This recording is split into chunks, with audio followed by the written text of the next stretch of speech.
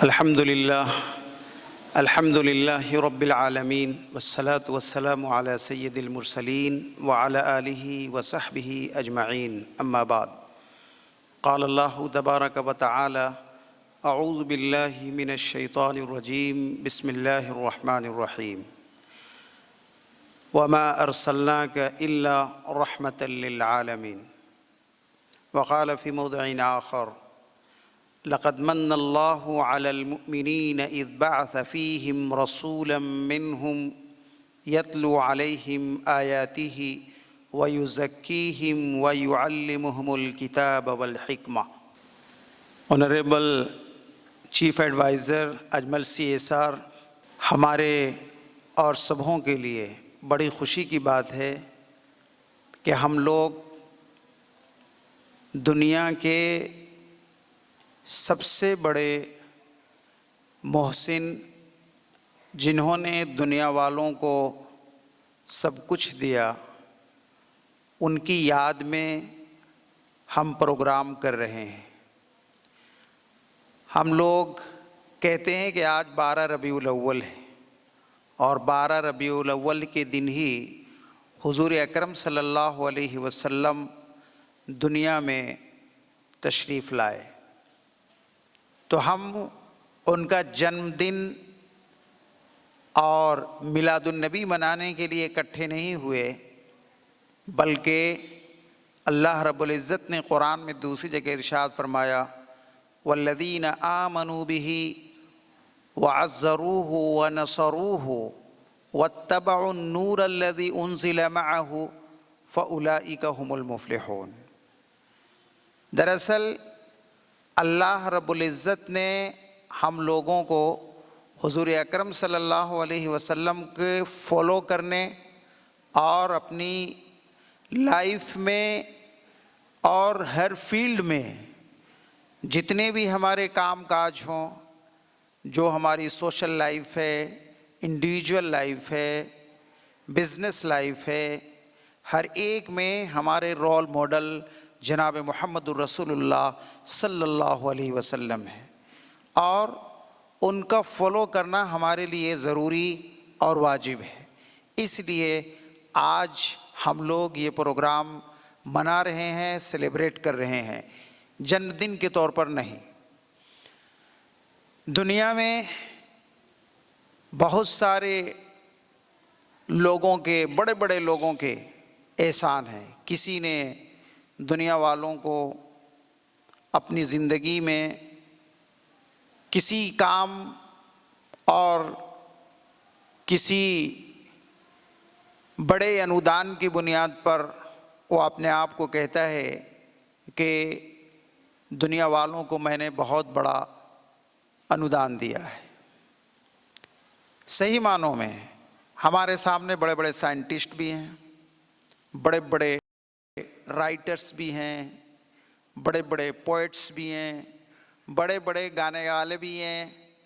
بڑے بڑے لیڈرز بھی ہیں، لیکن صحیح معنوں میں انالائسس کیا جائے کہ سب سے زیادہ انسانیت پر، مانوتا پر، ہیومنٹی کے اوپر سب سے زیادہ کس کا احسان ہے؟ اگر ہم دیکھیں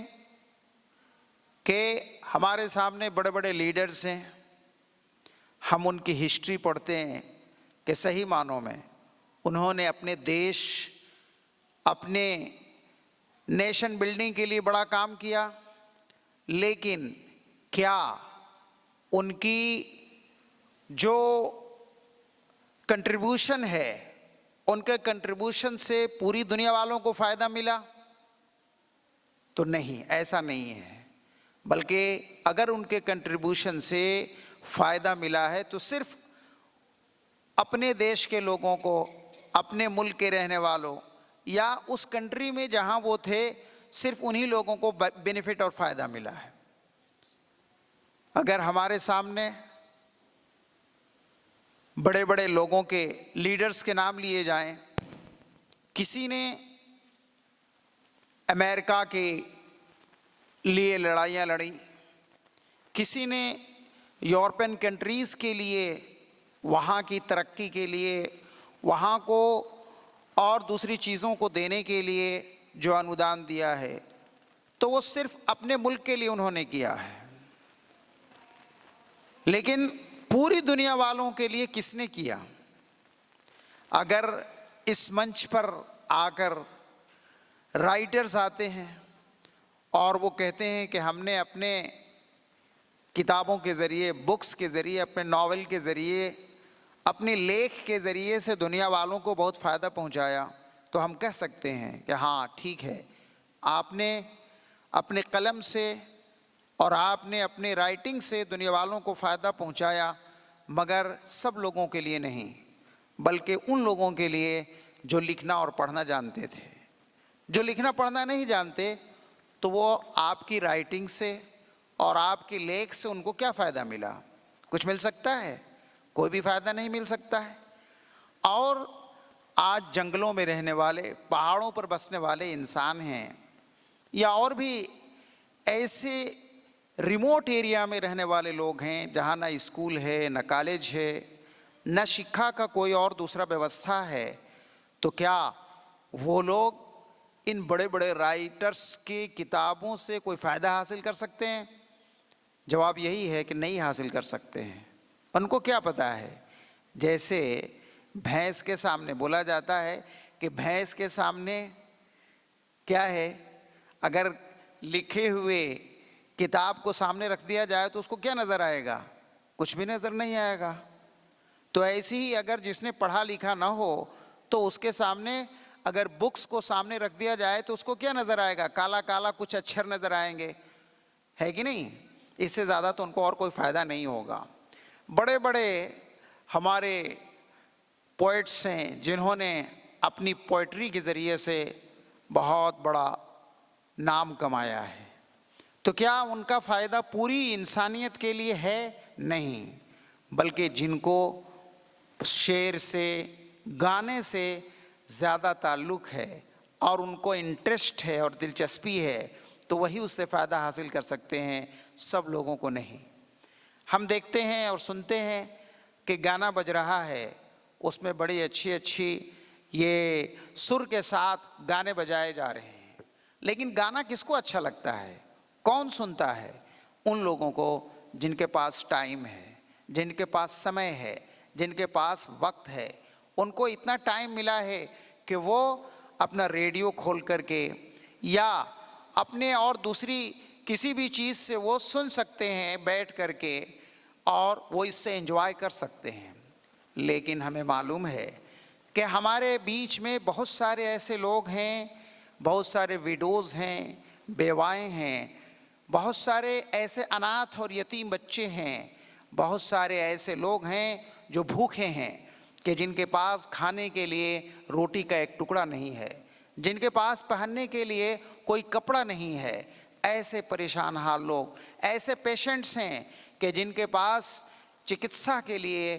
اور ان کے علاج کرانے کے لیے کوئی پیسہ نہیں ہے، وہ تڑپ رہے ہیں، پریشان ہیں، ان کے پاس اور کوئی چیز نہیں ہے، وہ اپنی زندگی میں اور اپنی ہی مصیبتوں میں مگن ہیں۔ وہ کیا ان کے پاس انجوائے کرنے کا سمے اور لطف اندوزی کا کوئی موقع ان کو ذرہ برابر بھی ہاتھ نہیں۔ اگر وہ بیچارے بہت ہی ادھر سے جانے والے جا رہے ہیں، لیکن یہاں جیسے کہ آج ابھی ہم لوگ پروگرام کر رہے ہیں اور بڑا ہی رنگین پروگرام، اسی طریقے سے اور بھی سڑکوں پر بہت سارے پروگرام چل رہے ہوں، لیکن جس کے پیٹ میں کھانا نہ ہو اور جو اچھے طریقے سے فزیکلی وہ مضبوط نہ ہو بلکہ بیمار ہو، جو پریشان حال ویڈوز ہیں، بیوائیں ہیں، جن کے پاس اپنے بچوں کو کھلانے کے لیے صبح کو ہوتے ہی فکر ہوتی ہے کہ ہم اپنے بچوں کو کیسے کہاں سے کھانا کھلائیں، ان کو اسکول بھیجنے کے لیے کیسے ہم انتظام کریں، ایسی بیواؤں کو کہاں موقع ملتا ہے انجوائے کرنے کا؟ تو اگر وہ ادھر سے گزریں گے بھی تو ان کو کچھ پتہ نہیں چلے گا کہ یہاں کیا ہو رہا ہے، کیسے گانے گائے جا رہے ہیں، کیسی باتیں کی جا رہی ہیں۔ ان کو اس سے کوئی مطلب نہیں ہے، بلکہ وہ سیدھے اپنے جو ان کی فکر ہے، جو ان کو چنتا ہے، اسی چنتا میں بیست ہو کر کے وہ چلے جائیں گے۔ تو اس لیے ہم یہ کہہ سکتے ہیں کہ ان لوگوں نے جو کچھ بھی کیا ہے ہاں صحیح ہے، لیکن اس سے ایک کیا ہے کمیونٹی کو یا کچھ کسی خاص لوگوں کو اس سے فائدہ پہنچ سکتا ہے اور ان کے گانے سے اور ان کے لیک سے ان کو فائدہ پہنچ سکتا ہے، لیکن پوری انسانیت جو پوری مانو جاتی ہے، جس میں ویکر سیکشنز کے لوگ ہیں، جس میں غریب ہیں، بیوائیں ہیں، یتیم ہیں، محتاج ہیں، ایسے لوگوں کو تو فائدہ نہیں پہنچ سکتا ہے۔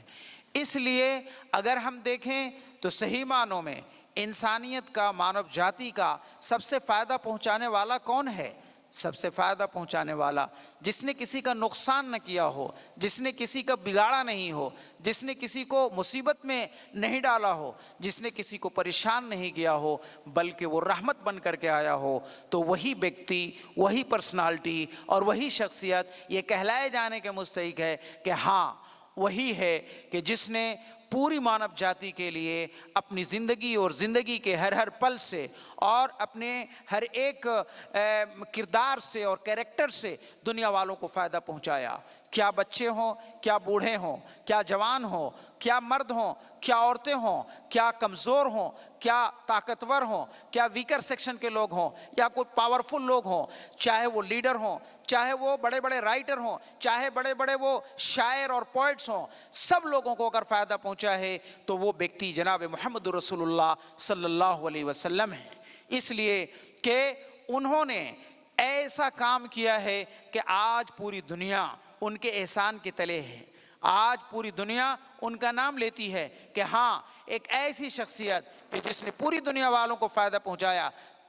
بڑے بڑے پڑھے لکھوں کے لیے، سائنٹسٹوں کے لیے، بڑے بڑے ایجوکیشنسٹ کے لیے، بڑے بڑے پولیٹیکل لیڈرز کے لیے یا اور کمزوروں کے لیے، ویکر سیکشن کے لیے، غریبوں کے لیے اور بیواؤں کے لیے، یتیموں کے لیے اگر کچھ کام کیا ہے تو وہ جناب محمد رسول اللہ صلی اللہ علیہ وسلم ہے۔ اسی لیے آپ لوگوں نے نام سنا ہوگا ڈاکٹر مائیکل ہارٹ کا۔ ڈاکٹر مائیکل ہارٹ انہوں نے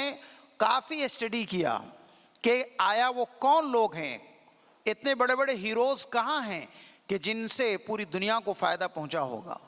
تو انہوں نے کافی اسٹڈی کیا، انالائسس کیا، اور انالائسس کرنے کے بعد انہوں نے ایک بک لکھا دی 100 کہ آج تک جب سے یہ دنیا آباد ہے اس وقت سے لے کر کے آج تک دنیا والوں کو سب سے زیادہ کس نے فائدہ پہنچایا، تو وہ تو اگرچہ وہ عیسائی دھرم کے ماننے والے تھے، وہ چاہتے تو اپنے جو پیغمبر تھے ان کے حضرت عیسیٰ علیہ السلام سب سے پہلے نمبر پر ان کا نام لکھتے، لیکن ایسا نہیں کیا، بلکہ انہوں نے دیکھا کہ سچائی کیا ہے، حقیقت کیا ہے، جو دنیا چاہے دشمن ہو چاہے دوست ہوں، سب لوگ جس کے بارے میں اقرار کریں کہ نہیں صحیح معنوں میں اگر انالائسس کرنے کے بعد ہم اس نتیجے پر پہنچے کہ ایک نمبر میں اگر کسی کا نام دیا جا سکتا ہے تو وہ محمد رسول اللہ صلی اللہ علیہ وسلم ہے۔ اسی لیے انہوں نے اپنی کتاب میں جناب محمد رسول اللہ صلی اللہ علیہ وسلم کا سب سے پہلے نام لیا، اور یہ انہوں نے ایک ریزن لکھا کہ کیوں، آخر کیا بات ہے۔ لوگ مجھ سے پوچھیں گے کہ آخر کیا بات ہے کہ آپ نے کیوں ان کا نام لکھا، بڑے بڑے سائنٹسٹ تھے، بڑے بڑے سوشل ریفارمرز تھے، بڑے بڑے لیڈر تھے، سب لوگوں کا تو انودان ہے، سب کا کنٹریبیوشن ہے، لیکن آپ نے محمد رسول اللہ صلی اللہ علیہ وسلم کا نام سب سے پہلے نمبر پر کیوں رکھا؟ تو اس لیے کہا انہوں نے this is only because of that he is supremely successful in both of social and religious life، کہ یہ اس وجہ سے ہے کہ مکمل طور پر ہم نے دیکھا کہ سوشل لائف میں اور ریلیجیس لائف میں دونوں میں اگر صحیح معنوں میں کوئی ویکتی ہے کہ وہ جتنے بھی پیرامیٹرز ہیں اس پیرامیٹرز کے مطابق اگر ان کی لائف کا اگر انالائسس کیا جائے تو وہ محمد رسول اللہ صلی اللہ علیہ وسلم ہے۔ اگر ہم سائنٹسٹوں کے، بڑے بڑے سائنٹسٹوں کے ہم ان کی لائف ہسٹری کو پڑھتے ہیں تو ہم کہیں گے کہ ہاں ان کا اگر کنٹریبیوشن ہے تو صرف سوشل لائف میں ہے، ان کا اگر کنٹریبیوشن ہے تو سائنس کے فیلڈ میں ہے، اس کا اگر کنٹریبیوشن ہے تو صرف کتابوں کی دنیا میں ہے، ان کا اگر کنٹریبیوشن ہے تو صرف ایسے لوگوں کے لیے ہے جو ایک خاص سیکشن اور ایک خاص طبقے کے لیے ہے، سب کے لیے تو نہیں ہے۔ اس لیے میں مجبور ہوا کہ محمد رسول اللہ صلی اللہ علیہ وسلم کا نام سب سے پہلے لکھوں۔ کیوں؟ اس لیے کہ مکمل طور پر سارے معیار کے مطابق اگر دیکھا جائے، پیرامیٹرز کے حساب سے دیکھا جائے، تو وہ محمد رسول اللہ ہے۔ اور محمد رسول اللہ صلی اللہ علیہ وسلم نے آنے کے بعد سوشیو اکنومی پولیٹیکو ہر ایک میدان کے اندر انہوں نے ترقی دی ہے، اپنے کردار سے، اپنے انودان سے اور اپنی کنٹریبیوشن سے، ہر ایک کے ذریعے سے سائنس کو بھی ترقی دیا، ایجوکیشن کو بھی ترقی دیا، اور ایجوکیشن کا بلکہ میں کہہ سکتا ہوں کہ انقلاب لایا۔ اور سب سے بڑی بات یہ ہے کہ آپ لوگ جو آج آپ یہاں پر بیٹھے ہوئے ہیں، آپ یہاں پہ پڑھ رہی ہیں، اور آپ ایک سماج کے ایک ہونہار اور اپنے ملک کے لیے ایک بہترین کنٹریبیوٹر اور ایک پروڈکٹیو ایک انسان بننے والے ہیں۔ یہ آپ کو یہ مقام کس نے دیا؟ یہ جناب محمد رسول اللہ صلی اللہ علیہ وسلم نے دیا ہے۔ کیوں؟ اس لیے کہ آپ کو معلوم ہے کہ 6 صدی عیسوی میں، 6 سینچری میں، آپ پوری دنیا کے اندر ایسی پوری دنیا، چاہے آپ جس جگہ دنیا کے ایک کونے سے لے کر کے دوسرے کونے میں چلے جائیں اور وہاں کی ہسٹری کا آپ اسٹڈی کریں اور جائزہ لیں، تو سمجھ میں آئے گا کہ پوری دنیا میں ہر جگہ پہ انارکی تھی، پوری دنیا میں سسٹم نام کی کوئی چیز نہیں تھی، ظلم تھا، اتیاچار تھا، خاص کر عورتوں کے بارے میں۔ عورتوں کا تو کوئی حق ہی نہیں تھا، فیمیل کا کوئی حق نہیں تھا، اس کو مانو جاتی لوگ تصور نہیں کر سکتے تھے۔ بڑے بڑے فلاسفر نے لکھا کہ یہ تو کوئی انسان نہیں ہے، انسانوں میں ان کا کوئی کاؤنٹ نہیں کیا جا سکتا ہے۔ اسی بنیاد پر عورتوں کے اوپر ظلم کیا جاتا تھا۔ اور عرب کی جو سوسائٹی تھی، عرب سوسائٹی کے اندر ایسا ماحول تھا کہ اگر کوئی بچی جنم لے تو فوراً اس کو مار دیا جاتا تھا۔ قرآن کریم میں فرمایا گیا وَإِذَا بُشِّرَ أَحَدُهُمْ بِالْأُنْثَى ظَلَّ وَجْهُهُ مُسْوَدًّا وَهُوَ كَظِيمٌ يَتَوَارَى مِنَ الْقَوْمِ مِنْ سُوءِ مَا بُشِّرَ بِهِ، کہ جب اگر کسی کے بارے میں بتایا جاتا کہ تمہارے گھر میں بیٹی کا جنم ہوا ہے، بچی کا جنم ہوا ہے، تو ظَلَّ وَجْهُهُ مُسْوَدًّا، تو اس کا چہرہ کالا ہو جاتا۔ ارے کیا ہو گیا؟ ذلت کے لیے کہ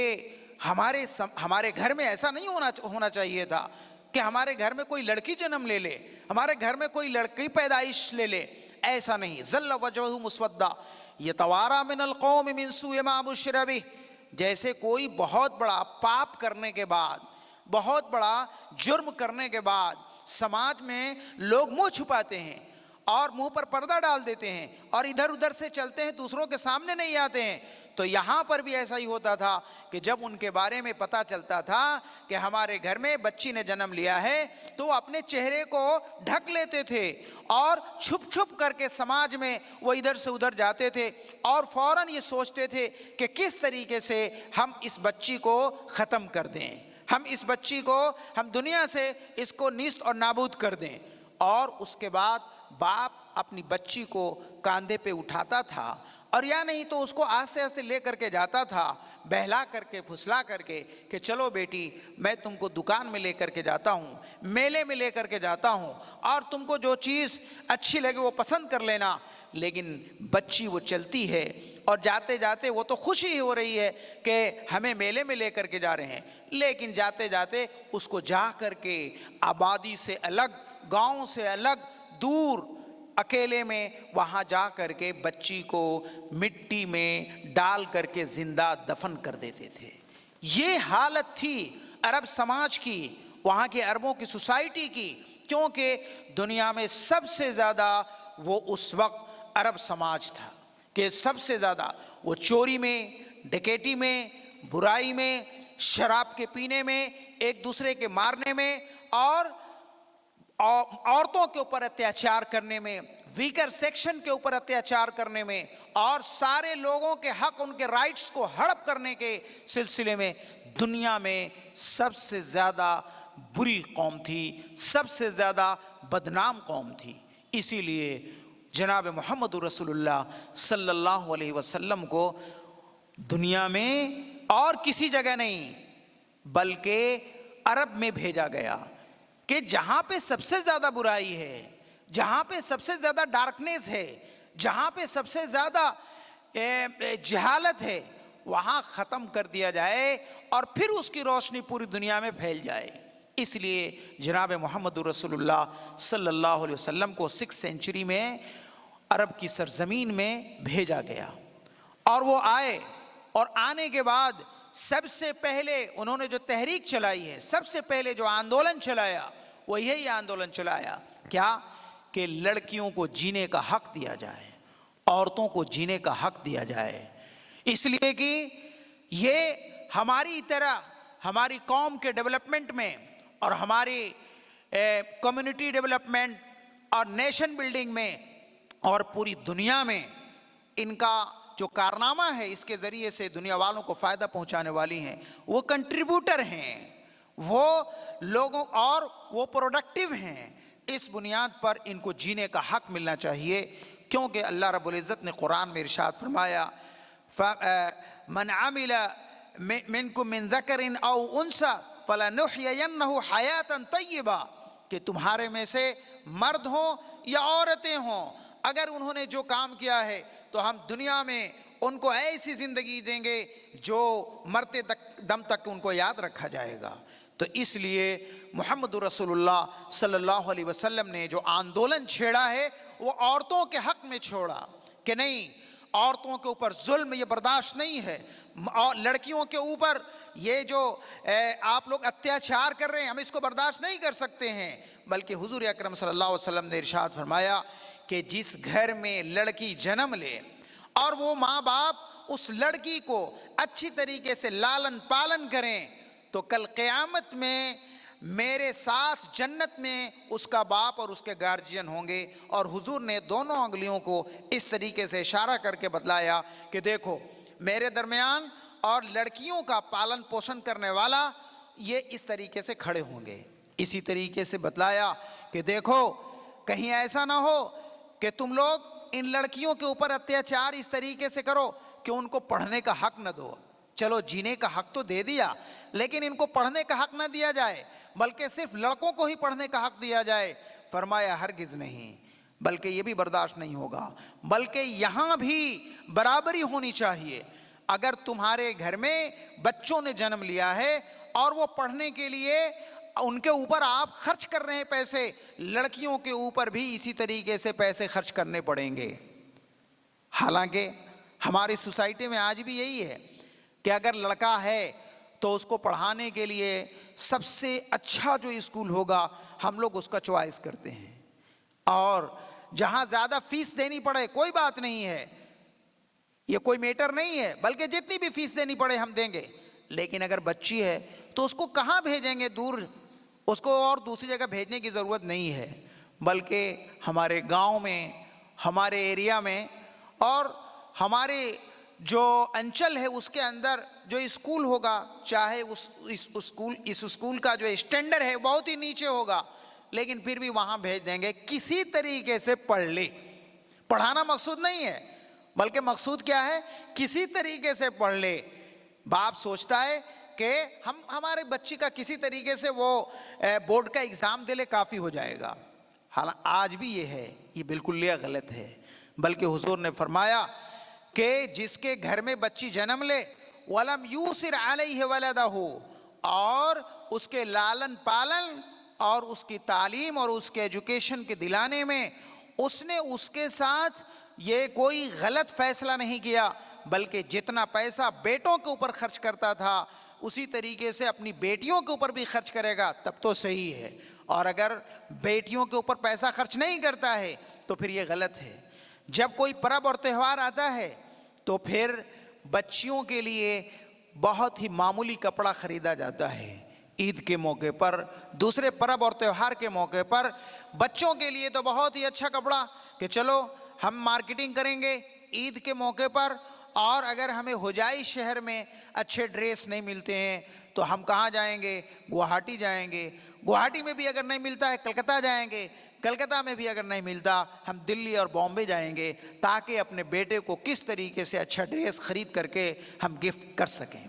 लेकिन उसी के मुकाबले में उसकी बहन है उसके घर में, तो उसके लिए हम नहीं जाएंगे सोचने के लिए, बल्कि हम सोचते हैं कि चलो हमारा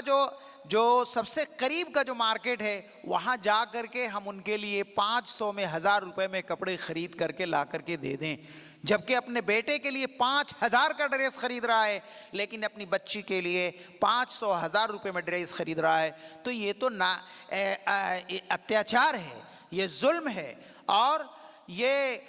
बहुत बड़ी अल्लाह रब्बुल इज़्ज़त के यहाँ ये गुनाह है। तो जनाब मोहम्मद रसूलुल्लाह सल्लल्लाहु अलैहि वसल्लम ने फरमाया कि नहीं, ऐसा नहीं होना चाहिए, बल्कि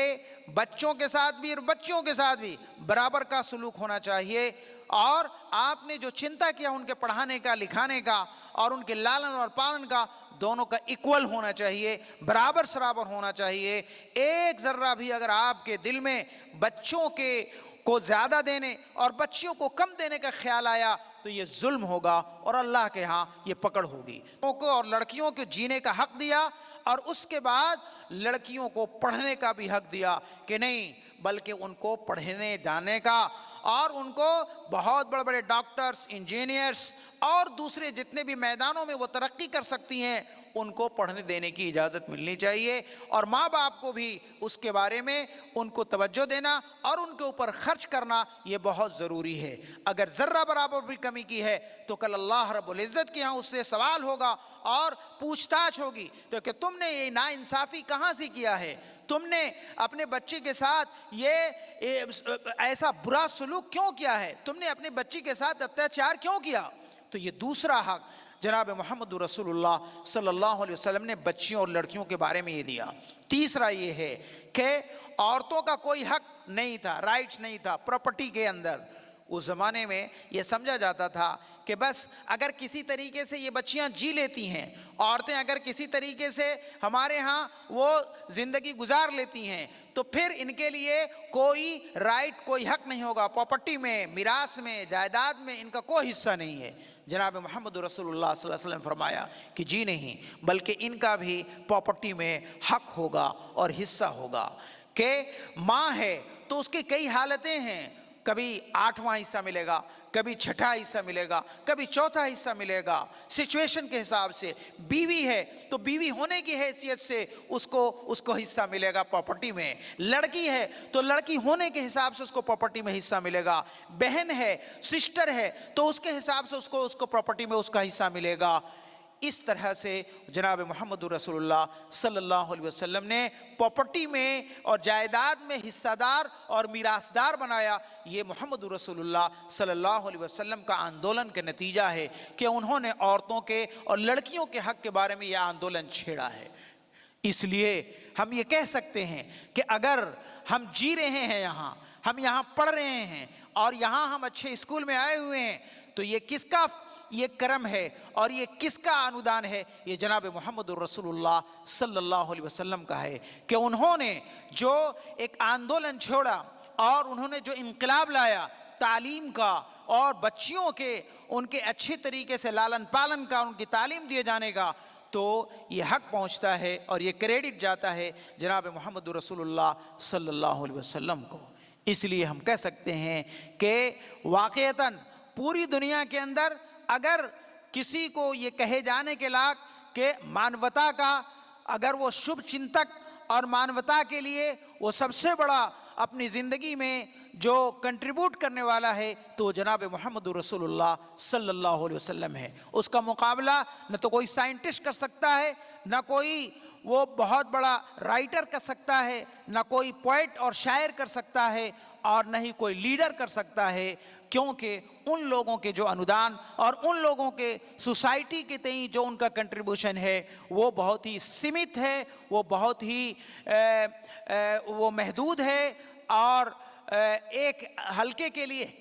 एक मुल्क के लिए और एक ख़ास सेक्शन के लिए है। लेकिन जनाब मोहम्मद रसूलुल्लाह सल्लल्लाहु अलैहि वसल्लम, जिनके बारे में हुज़ूर अकरम सल्लल्लाहु अलैहि वसल्लम अल्लाह रब्बुल इज़्ज़त ने इरशाद फरमाया, वमा अरसलनाका इल्ला रहमतल लिल आलमीन, कि हमने आपको दोनों जहान के लिए रहमत बना करके भेजा।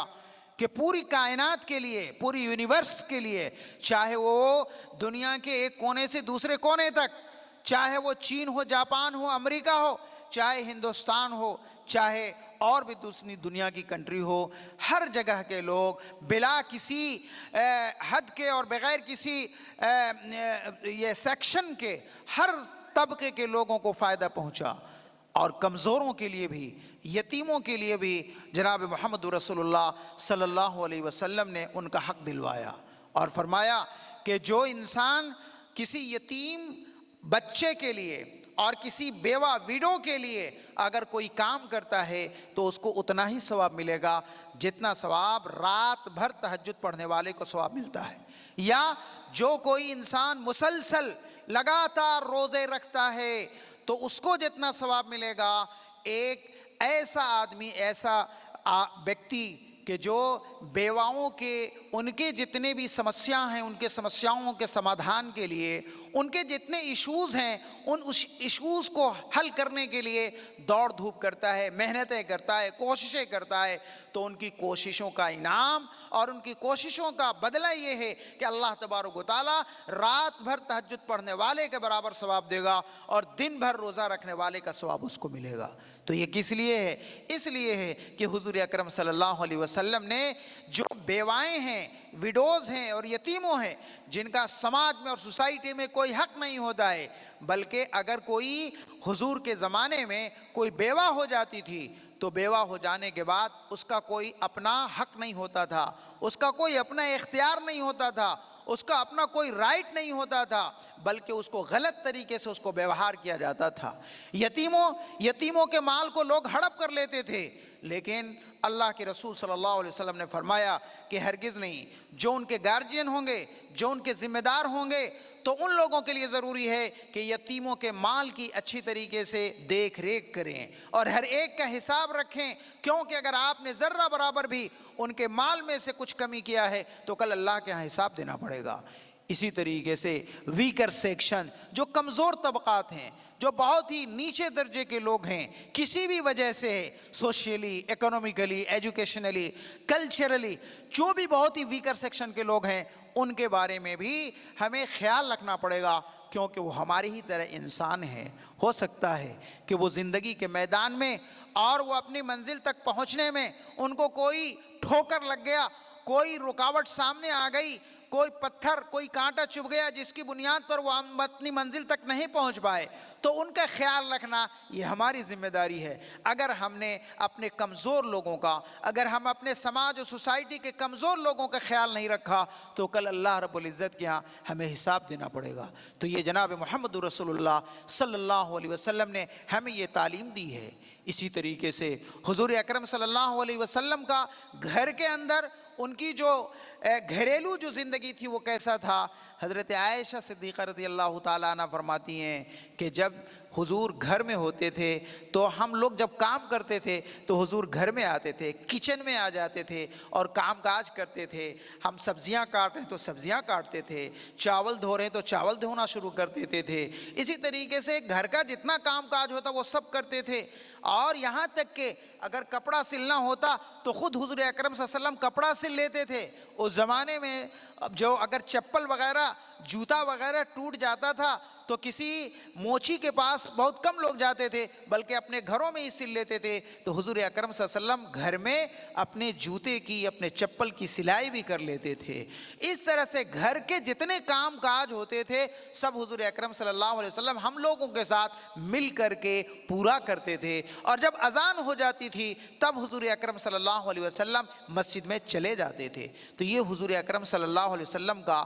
یہ گھریلو معمول اور گھریلو زندگی تھی کہ اپنی بیویوں کے ساتھ اور اپنے وائف کے ساتھ ان کے کتنا اچھا سمبند تھا، کتنا اچھا تعلق تھا۔ نہ کبھی ڈانٹتے تھے، نہ کبھی ان کو بولتے تھے، بلکہ حضور ہمیشہ پیار کے ساتھ، محبت کے ساتھ، مایا کے ساتھ ان کے ساتھ سلوک کرتے تھے۔ کبھی بھی حضور نے ڈانٹا نہیں۔ خادموں کے ساتھ، جو ان کے ساتھ کام کرنے والے ہوتے تھے، حضرت انس رضی اللہ تعالیٰ عنہ فرماتے ہیں کہ میں نے حضور اکرم صلی اللہ علیہ وسلم کی 10 سال تک کی خدمت کی ہے، لیکن کبھی انہوں نے یہ شبد نہیں کہا، کبھی بھی ایسا ورڈ نہیں بولا، اے انس تم نے یہ کام کیوں کیا, تم نے یہ کس طریقے سے کیا ہے, کبھی بھی نہیں بولا, کبھی ڈانٹا نہیں, کبھی پھٹکارا نہیں, بلکہ ہمیشہ پیار سے بولتے تھے. اسی طریقے سے حضور اکرم صلی اللہ علیہ وسلم گھر سے نکل کر کے جب بازار میں جاتے تھے تو بازار میں جانے کے بعد بھی حضور کا دکانداروں کے ساتھ,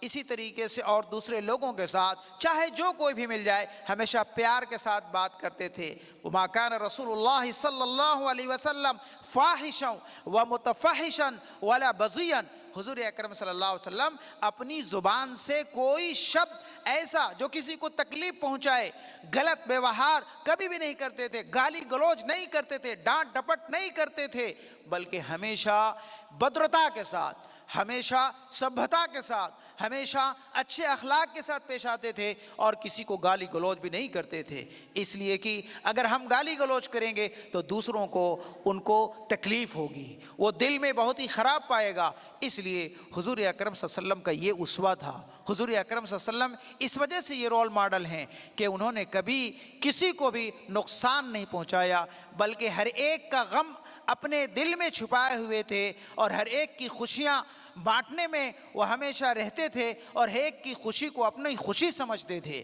اس لیے اصل میں اگر ہم کہہ سکتے ہیں کہ رول ماڈل ہمارے لیے ہو سکتے ہیں تو جناب محمد رسول اللہ صلی اللہ علیہ وسلم ہیں, کیونکہ ان کی پوری لائف, ان کی سوشل لائف ہو, انڈیویجول لائف ہو, بزنس لائف ہو, سب وہ مکمل طور پر ایک آئیڈیل کی حیثیت رکھتا ہے. ہر ایک میں سیکھنے کی چیزیں ہیں, اور ہر ایک کے اندر ہم کو فالو کرنے کا, انوشرن کرنے کا ہمیں سبق ملتا ہے. اس لیے ہم سب لوگوں کے لیے اگر رحمت ہے, ہم سب لوگوں کے لیے مرسی ہیں, ہم سب لوگوں کے لیے محبتوں کے بانٹنے والے ہیں, ہم سب لوگوں کے رائٹس کو دلانے والے ہیں, ہم سب لوگوں کے لیے, چاہے وہ کمزور طبقہ ہو, چاہے اپر کاسٹ کا ہو, چاہے لوور کاسٹ کا ہو, یہ سب لوگوں کے حقوق دلوانے والے جناب محمد رسول اللہ صلی اللہ علیہ وسلم ہے. آج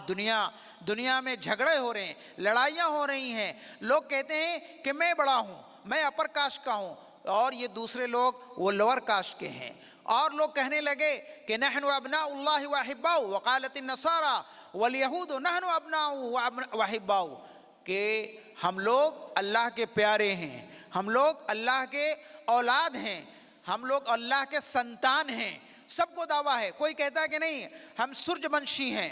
ہم چندر ونشی ہیں, کوئی کچھ اور کہتا ہے. وہ سب لوگوں کا دعویٰ ہے, اور کہتے ہیں کہ نہیں بلکہ ہم ہائی لیول پہ رہیں گے, ہمارا سوسائٹی کے اندر اونچا معیار رہے گا, اور ان لوگوں کو اونچا معیار نہیں ملنا چاہیے, بلکہ وہ لوور کاسٹ کے ہیں, وہ نیچے درجے کے لوگ ہیں. جناب محمد رسول اللہ صلی اللہ علیہ وسلم نے فرمایا کہ بالکل یہ غلط بات ہے. الخلق کلہم عیال اللہ, یہ تمام کے تمام لوگ سب کے سب اللہ کے کنبہ, اللہ کے پریوار ہیں. اب اس میں چاہے کوئی کمزور ہو جائے, چاہے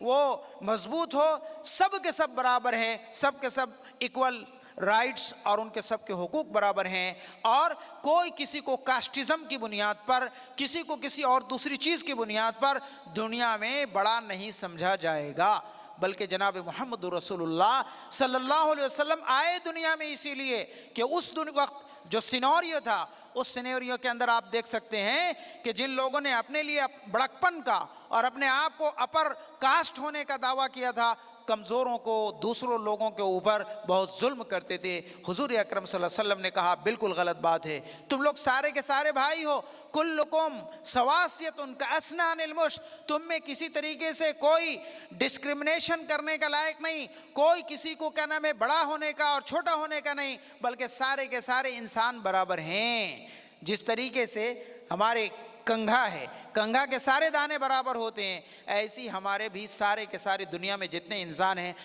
سب کے سب برابر ہیں. تو آج دنیا میں یہ جو سب سے بڑی جنگ اور لڑائیاں جو ہو رہی ہیں, کوئی اپنے آپ کو بڑا سمجھتا اور دوسروں کو نیچا اور گھٹیا سمجھتا ہے, یہ بالکل یہ غلط ہے. سارے کے سارے انسان برابر ہیں, ہم سب بھائی بھائی ہیں. اور اگر یہ کانسیپٹ اور یہ تصور دیا جائے تو صحیح معنوں میں ہمیں جو آپس کے جھگڑے ہیں, بہت سارے جھگڑے یوں ہی دور ہو جائیں گے, اور ایک دوسرے کو ہم اپنا فرینڈ سرکل میں رکھنے, ایک دوسرے کو اپنا بھائی اور ایک دوسرے کے ساتھ بھائی چارگی اور ایک دوسرے کے ساتھ بندھتوں کا ہمارا یہ رشتہ اور یہ سلسلہ قائم رہے گا۔ تو جناب محمد رسول اللہ صلی اللہ علیہ وسلم نے ان تمام ایشوز کو جو دنیا میں ایک دوسرے کے اوپر ظلم کرنے، ایک دوسرے کے اوپر اتیاچار کرنے، ایک دوسرے کے اوپر ڈسکرمنیشن کرنے، ان تمام چیزوں کو جناب محمد رسول اللہ صلی اللہ علیہ وسلم نے ختم کیا اور مٹایا اور بتلایا کہ جی نہیں، یہ دنیا میں اللہ رب العزت اس کا پیدا کرنے والا ہے، کریٹر ایک ہے، اور ہم سب کے سب یہ کریشن ہیں، اور ہم سب کے سب برابر ہیں، ایکول حق ہے ہمارا، ایکول رائٹس ہے۔ کوئی کسی انسان کو دوسرے کے حق کو وہ نہ چھین سکتا ہے، نہ اس کو غصب کر سکتا ہے، بلکہ سب کو برابر کا حق دینا پڑے گا۔ اگر ہم نے اپنے بھائیوں کے حق کو چھپایا، اگر ہم نے اپنی بیٹیوں کا اور بہنوں کا اور ماؤں کا اور بیویوں کے حق کو ہم نے چھپایا نہیں دیا ہے، تو یاد رکھیے کل قیامت کے دن اللہ تبارک و تعالیٰ کے یہاں حساب اور کتاب ہوگا، اور جب حساب اور کتاب ہوگا تو اس وقت کیا حال ہوگا۔ اس لیے سب کے ساتھ انصاف، سب کے ساتھ نیائے، سب کے ساتھ جسٹس، سب کے ساتھ بردرہڈ، سب کے ساتھ انصاف کا معاملہ کرنا، اور یہاں مردوں کا اور عورتوں کا کوئی اس کے اندر ڈسکرمنیشن نہیں کرنے کا، بلکہ مرد اور عورت، لڑکے اور لڑکیاں وہ دونوں کے دونوں برابر ہیں، ایکولس رائٹ سکتے ہیں۔ قرآن میں مختلف جگہوں پر اللہ تبارک و تعالیٰ نے والمؤمنین والمؤمنات والصالحین والصالحات والقانتین والقانتات، مختلف جگہوں پر اللہ تبارک و تعالیٰ نے ایک ساتھ بیان کیا اور یہ بتلایا کہ ہماری زندگی کے یہ دونوں پہیے ہیں۔ ایک پہیا اگر کیا ہو جائے، وہ بھرشٹ ہو جائے تو پھر آگے گاڑی نہیں جا سکتی ہے۔ تو ٹھیک اسی طریقے سے اگر ہمیں ترقی کرنا ہے، ہمیں آگے کی اور بڑھنا ہے، تو ہمیں دونوں کو ساتھ لے کر کے چلنا پڑے گا۔ لڑکیوں کا لڑکوں کا فرق اور اس کے اندر جو امتیاز ہے اس کو مٹانا پڑے گا، اور سب کو برابر لے کر کے چلنا پڑے گا۔ یہ ہے پیغام جناب محمد رسول اللہ صلی اللہ علیہ وسلم کا۔ تو آئیے ہم لوگ سب مل کر کے جناب محمد رسول اللہ صلی اللہ علیہ وسلم کی یاد کو تازہ کریں، اور وہ جو ہمارے لیے رول ماڈل جو اللہ رب العزت نے فرمایا کہ یہ اسوہ اور نمونہ اور ماڈل ہیں، ان کو ہم اپنائیں، اور زندگی کے ہر میدان میں ہم ان کو فالو کرنے اور انوشن کرنے کی ہم کوشش کریں گے، تو انشاءاللہ اس دنیا میں بھی اور آخرت میں بھی ہم کو کامیابی ملے گی۔ وآخر دعوانا ان الحمدللہ۔